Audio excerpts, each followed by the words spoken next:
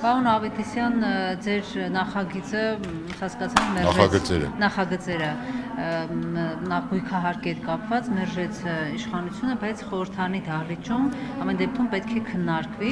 Ինչ հույս ունեք խորհրդանի դահլիճում, գուցե ձեր հիմնավորումները, որ սա սոցիալական բեռ է ձեր ստատիկ պապիկների վրա, այսինքն փոփոխություն լինի բան։ Տեսեք, չեմ կարծում, որ կգան դրան, որովհետև դրա համար ունեմ հստակ պատճառներ, ես վստահ եմ, որ լավորիչ չի, որ այդ հարկային բեռը բոլոր ուղղություններով բարձրացնում են, ուղղակի ապիկար կառավարման հետևանքով իրականում մենք ունենք արդեն այս տարի նախորդ տարվա երրորդ եռամսյակից լուրջ տնտեսական դժվարություններ։ Անցած տարի 230 միլիարդ քիչ փող են հավաքել։ Այս տարի էլ նախորդ տարվա համեմատ տնտեսական իրենց կանխատեսած աճը ավելի ցածր է, սոցիալական կարիքները շարունակում են մնալ, պետական բյուջեի մուտքերը նվազում են, իսկ ծախսերը ըստ էության չեն նվազում, հետևաբար դի փորձեն հարկ հավաքեն, այս դեպքում արդեն հարկ քերթեն։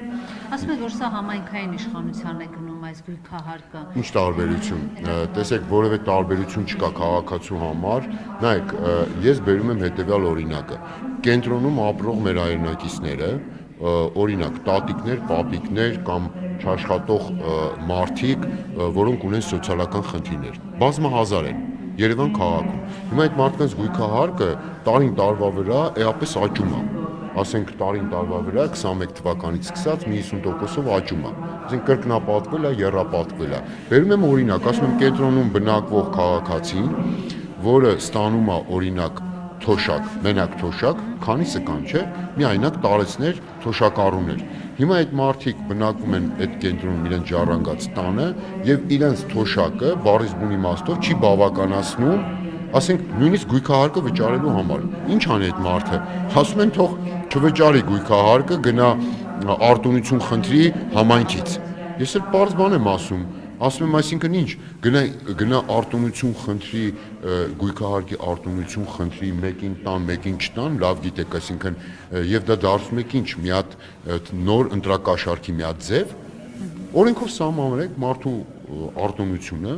եւ այդ մարդը թող իմանա, որ այս կատեգորիան ունի արտոնություն եւ իր գույքահարկը համարժեք է լինելու իր եկամուտներին։ Կամ ասում եմ, ինչ եք հանել չհարկվող շեմը։ Եթե դուք սոցիալական պետություն եք, նախկինում օրինակ կադաստրային արժեքը 3 միլիոն դրամանոց կադաստրային արժեքով գույքերը, որ հիմա 10-15 միլիոն դրամանոց գույքերին համարժեք գույքեր են, 0 դրամ են վճարել գույքահարկ, որովհետև սոցիալական բաղադրիչ է ունեցել գույքահարկը։ Ցածր արժեք գույք ունեցողներից եկամուտարկ չեն վերցրել, ասում եմ այդ մոտեցումը պահպանեք, որտեղ դա սոցիալական բաղադրիչ է, դա վերացրել եք, այսինքն սա ընդհանուր առմամբ կարծում եմ խնդրահարույց փոփոխություններ են։ Մոտավորապես քանի մարդու է վերաբերում, այսպես եթե հաշվարկը։ Իրենց հաշվարկով մոտ 900,000 միայն բնակարաններ եւ անշարժ գույք կա, բնակարաններ եւ առանձնատներ, սեփական տներ, այսպես ժողովրդի լեզվով ասած, հիմա այդ 900,000-ի մեջ քանի մարդ է ապրում, բնականաբար մեծ հաշվով բոլորին է վերաբերում, ովքեր գույք ունեն, անշարժ գույք ունեն, բոլորին է վերաբերում։ Փոխնախարար ասում էր, որ իրենք շատ քիչ դժգոհություններ են ստանում, 1-2 հոգի են։ Դե ես էլ պատասխանեցի իրան։ Այսինքն չեն բողոքում։ Առաջվանը չի, որովհետև մարդը եթե մեկ բողոքում է մնում անպատասխան, երկուս բողոքում է մնում անպատասխան, ինչա չեն տեսնում այդ բողոքողներին։ Կառավարության շենք ինչա վերևից բանից են, պատուանից են մտնում դուրս գալի, չեն տեսնում ամեն օր մի օր բողոքում են ձկնաբույսները, մյուս օրը բողոքում են ավտոներկրողները, մյուս օրը բողոքում են գյուղացիները, գյուղատնտեսական գործունեությամբ զբաղվողները, մյուս օրը կարկուտից տուժածները, մյուս օրը այս մյուս սոցիալական խումբը, մյուս օրը մեր Արցախից բռի տեղանված մեր հայրենակիցները եւ այլն, այդ որ մեկը չի բողոքում, բայց գիտեք ինչ, եթե անընդհատ դու բողոքում ես անընդհատ խնդիրը բարձրացնում ես, ոչ մի համարժեք պատասխան եւ այսպես ասենք առանց նկատի առնելու քո խնդիրը այդպես էլ շարունակում են նույն ձևով, մարդիկ էլ իմաստը չեն գտնում բողոքին։ Պարոն Ավետիսյան, բայց ամեն դեպքում այս դուք ասում եք բյուջեի խնդիր կա, անգամ այս հարկային այս բեռը բարձրացնելով եւ այլն, հնարավոր է այսպես այդ ֆինանսական հարցերը լուծել կառավարությունում, թե այլ այլ